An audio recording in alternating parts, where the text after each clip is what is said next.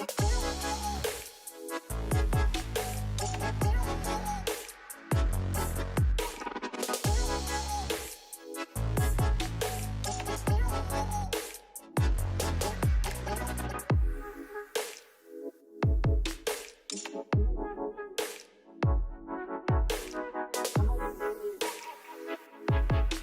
morning, Kansas City. Welcome to another fun episode of Life After, a show dedicated to hearing the stories of paths students take after high school. My name is Katie Zeeck, and I'm a teacher at Southeast High School. These interviews feature students who I taught from my past. Today, we have the pleasure of being joined by Noreau Murray. Welcome, Noreau. Hi, I'm grateful to be here. So fun to see you. Do you mind introducing yourself? Yes. Okay, where do I start? My name is Noreau Murray. I went to Southeast High School from a freshman all the way up until I graduated. So that's my home. I'm very dedicated to my education. Like, that's been my passion since I can't remember, maybe like middle school. I always strive to work hard and make my parents and my teachers proud in my community. I just want to be able to give back one day. And I want to be able to inspire others to become something of themselves, no matter the circumstance, no matter the obstacles. So I'm, a strong person when it comes to that aspect of myself. What else?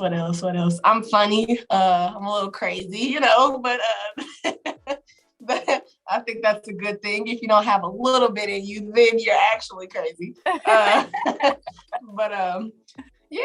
I love it. When did you graduate Southeast? I graduated high school June 3rd, 2021. Yeah. So it's just been a year.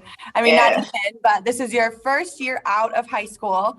And for all of our viewers watching, Noreau is telling the complete truth about herself. You have always been the go-getter, wanting to give back, making your people proud.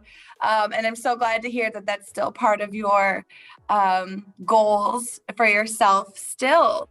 So tell us, what do you remember about your senior year and your high school experience?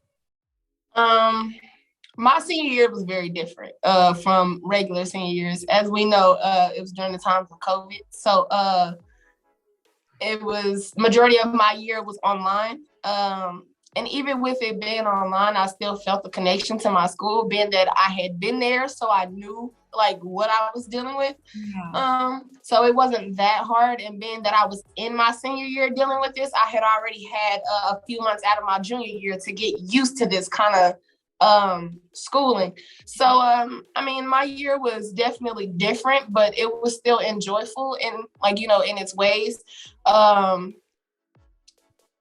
When we did come back to the building, it was good. I really can't complain. We were able to interact with each other in person. All of the time that we were spending online, we were actually able to do that.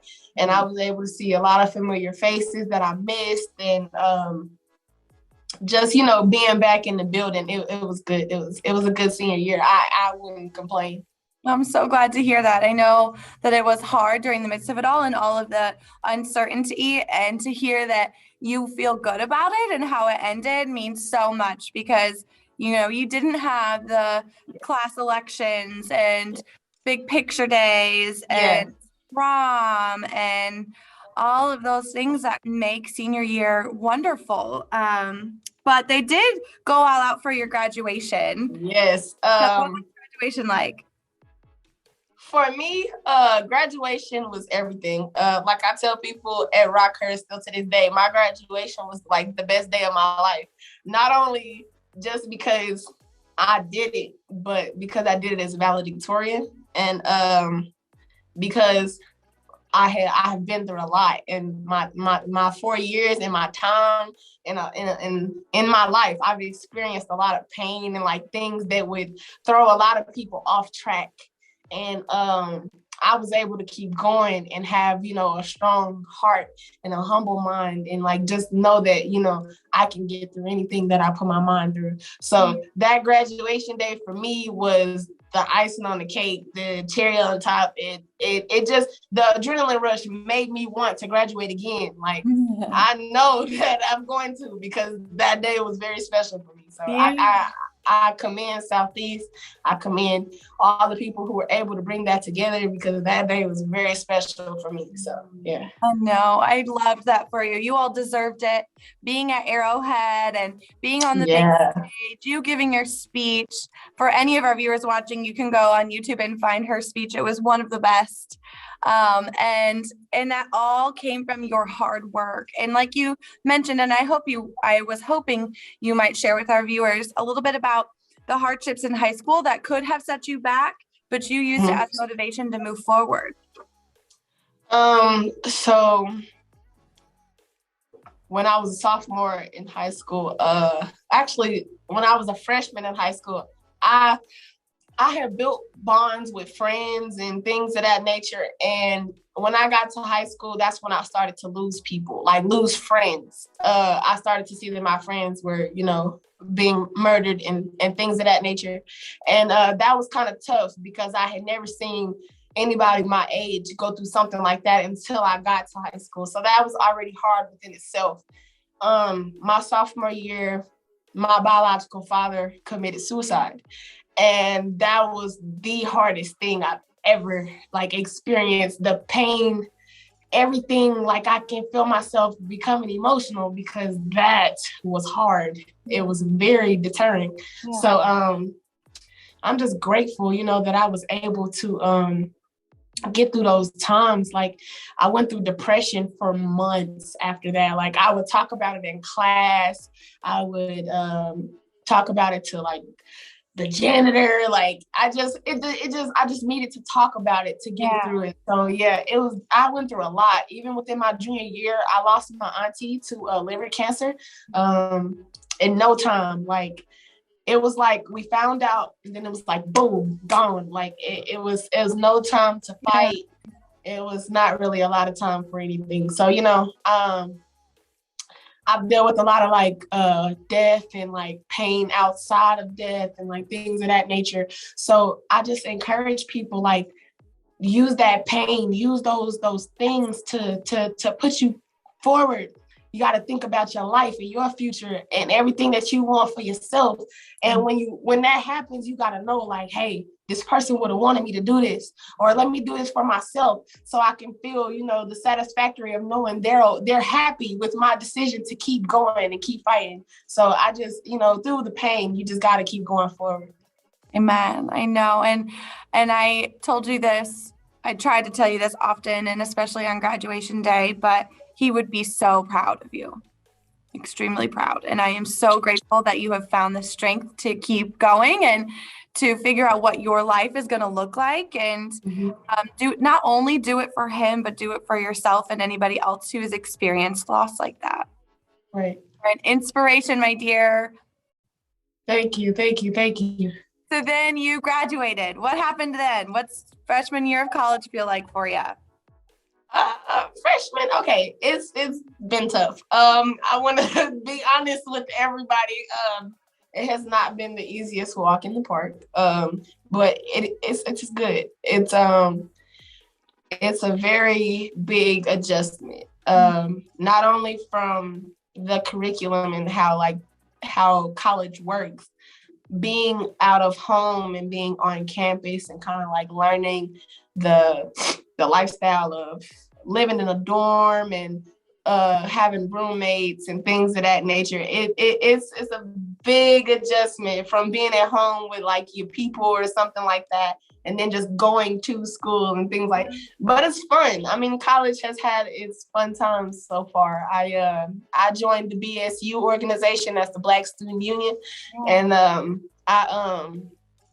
I participate in meetings, and we have little gatherings and stuff like that, and just talk about powerful Black moments in history and things like that. So it's fun. College definitely is hard, but with determination and just being open-minded going into it, knowing that you're gonna have some trials and tribulations, I feel you'll be fine. So yeah. So far it's good. I'm so glad. And of course, it's just an adjustment period. You've been in school for 3 months, right? Yeah. There's still What a did you lot to decide learn. Exactly. So much to learn always. What did you decide to study? I am a business communications major. Amazing. And what are you hoping to do with that? I plan to take everything that I learned about the business world to own my own food truck one day. I have always been into cooking. Cooking has been my life since I was about 6. I've already had 2 years of culinary up under my belt. Yeah. So I plan to go to school again for culinary, but with this business degree, I want to use it to put my name out there a little bit more, like to get business owners already to see me and possibly give me like internships to learn the business world and to just go in there with as much knowledge as I can. Yeah. So I just plan to use this degree to give me that restaurant pretty much. Amazing. And it will. I mean, some people try to do that without the degree and have to go back to school. You're kind of setting yourself up for success by doing it now. And then I love that you're sticking with culinary because that was something you loved doing here when you went to manual, and it's just a passion of yours. I always loved it when you brought food to share. Yeah. Well, good. I'm glad. And do you feel like your AP courses, I mean, for our viewers, Noreau, you took so many AP courses and pushed yourself at school. Do you feel like that set you up for success at Rockhurst, or were you missing something?